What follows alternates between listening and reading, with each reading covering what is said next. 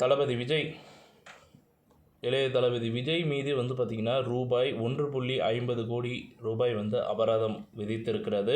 வருமான வரித்துறையை எதிர்க்கிறார் விஜய் அப்படின்னு சொல்லி கோர்ட் அவகாசம் கொடுத்துருக்குறாங்க. என்ன அப்படின்றத இந்த வீடியோவில் நம்ம முழுமையாக பார்க்கலாம். அதுக்கு முன்னாடி நம்ம சேனலை மட்டும் சப்ஸ்கிரைப் பண்ணி பெல் ஐக்கானை கிளிக் பண்ணி வச்சுக்கோங்க. வாங்க வீடியோக்குள்ளே போகலாம். இந்த புலி திரைப்படத்திற்கு ரூபாய் 15 கோடி சம்பளம் பெற்றதை மறைத்ததாக நடிகர் விஜய்க்கு ரூபாய் 1.5 கோடி அபராதம் விதித்துள்ளது வருமான வரித்துறை. இதனை எதிர்த்து விஜய் தாக்கல் செய்ய மனுவை விசாரித்த உயர்நீதிமன்றம் இடைக்கால தடை விதித்தது. வருமான வரித்துறை பதில் மனு தாக்கல் பார்த்திங்கன்னா செய்ததை அடுத்து விஜய் தரப்பில் கால அவகாசம் கேட்டுள்ளது.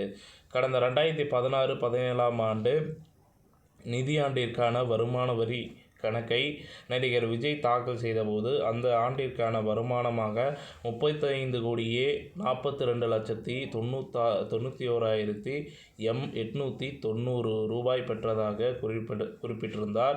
அந்த ஆண்டுக்கான மதிப்பீடு நடவடிக்கையை மேற்கொண்ட வருமான வரித்துறை நடிகர் விஜய் வீட்டில் கடந்த 2015 ஆண்டு நடத்திய சோதனையில் கைப்பற்றப்பட்ட ஆவணங்களுடன் ஒப்பிட்டு பார்த்தது. அதன்படி புலி படத்திற்கு பெற்ற 15 கோடி ரூபாய் வருமானத்தை கணக்கில் காட்டவில்லை என கண்டறிந்தது. வருமானத்தை மறைத்ததற்கான 1.5 கோடி ரூபாய் அபராதம் விதித்து கடந்த ஜூன் 30 வருமான வரித்துறை உத்தரவு பிறப்பித்திருந்தது.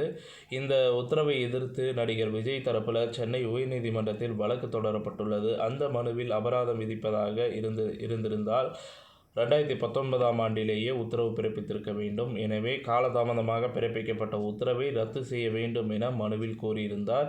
இந்த மனுவை விசாரித்த உயர்நீதிமன்றம் வருமான வரித்துறை உத்தரவுக்கு இடைக்கால தடை விதித்து உத்தரவிட்டது. மேலும் மனுவுக்கு வருமான வரித்துறை பதிலளிக்கவும் உத்தரவிட்டிருந்தது. இந்த வழக்கு மீண்டும் நீதிபதி அனிதா சம்பத் முன்பு விசாரணைக்கு வந்தது. வழக்கை விசாரித்த நீதிபதி ஏற்கனவே பிறப்பித்த இடைக்கால தடை உத்தரவை நீட்டித்து உத்தரவிட்டு வழக்கை தள்ளி வைத்தனர். இந்த வழக்கில் வருமான வரித்துறை தரப்பில் நேற்று பதில் மனு தாக்கல் செய்ததை அடுத்து நடிகர் விஜய் தரப்பில் கால அவகாசம் கேட்கப்பட்டது.